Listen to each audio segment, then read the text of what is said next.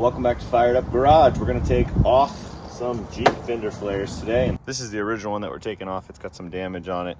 Also, you can see the clear coat's all bad on it. And you may have some damage from a wreck or something like that you're working on, or you may be swapping them out for a different style. We're going to show you how to take them off. To start out with, there are some bolts underneath here. So we're going to go ahead and take out those bolts. There are 4 bolts that you're going to take out. Then you've got a series of plastic rivets that go along the outside. Here, I'll show you a couple different ones. You're going to find some of the just kind of the push-in type like this. You're going to have some of these press-in clips.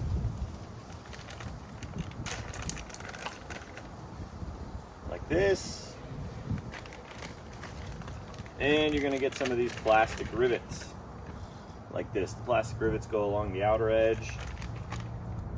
These little press-in ones are holding in the fender apron or the inner fender there.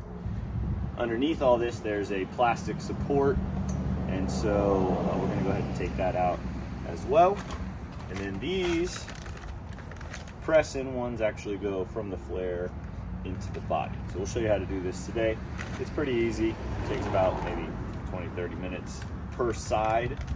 First one takes a little bit longer. After that, they get a little bit easier. They will tell you that you need some special tools for this. Some of the tools will make it a little easier, like this little pry bar. We bought this whole set. You can buy on Amazon. We'll drop the link below. It includes the pry bar. It also includes all the plastic pieces that you need.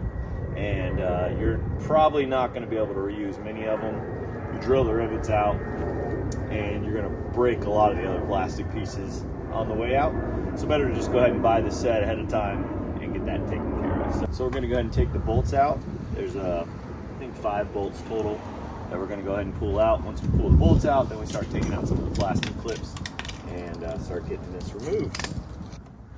Got one here, here, here, here, and then there's one that goes through a hole back here. Oh, it's right here. It takes either a real small socket, or usually I just wait on that one until the rest of the structure is loose, and then I can just move the inner fender out of the way and just pull it from above.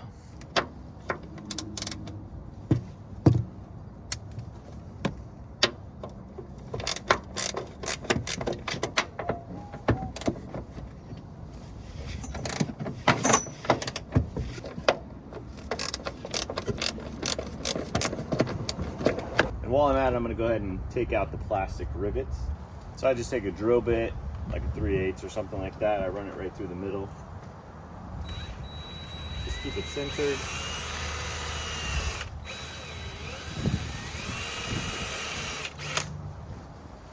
And you're basically just cutting the middle out of the rivet.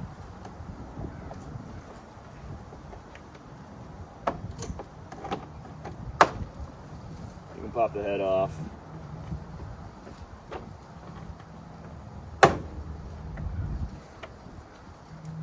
This one's not going to be reused, so I'm not going to be so careful about the paint on it. For the ones that you are going to reuse, if you drill further through the rivet, a lot of times the rivet will just come out on your drill bit as well. A lot of times they'll come out like that, actually, on the drill bit. It just kind of pulls the insides apart, so they come out with it.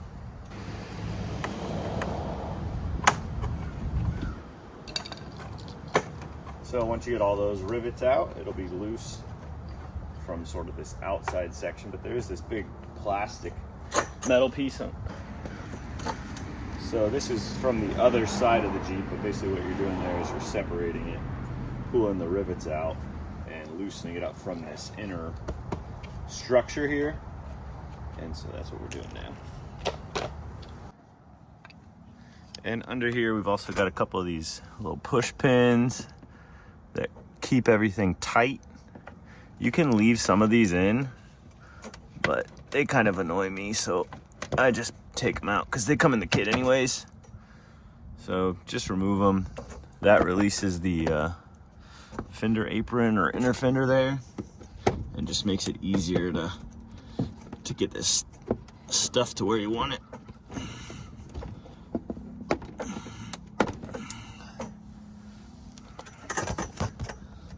and then you get new ones in the kit.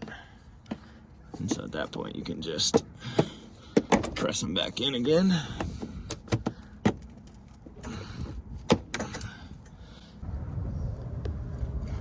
And then there is one up under here. We've got to get out. You can kind of see it right there. This one's a little bit harder to get to. It's just a plug. And see, the plastic's just brittle, they break on their way out. We'll replace that one. That one is bigger than some of the others. And so now we got all those loose.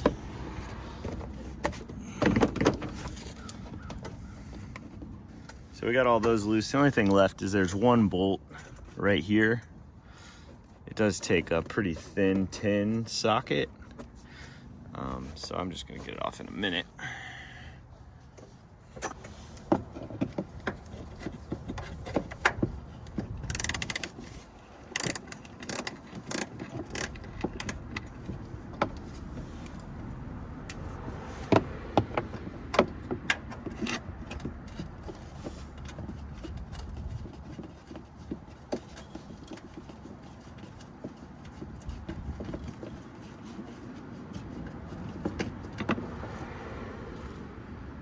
That's the last one.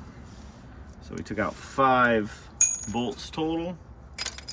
Now the inner structure's loose, and we've also taken out all the little push pins in here, so we can take out this inner fender. Just gonna pop it out. So you're just gonna pull along here, and it's gonna pull those little push-in inserts out. A lot of them will break.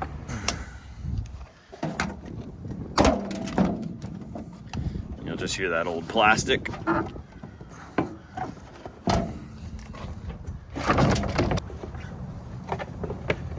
pull this out of the way.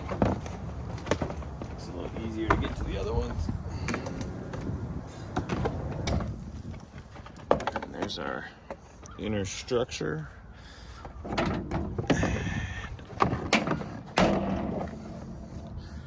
All right, there we go. And as you can see, 2 of them stayed in here. A couple of them stayed actually in the fender itself. And so we'll just go ahead and pull these out.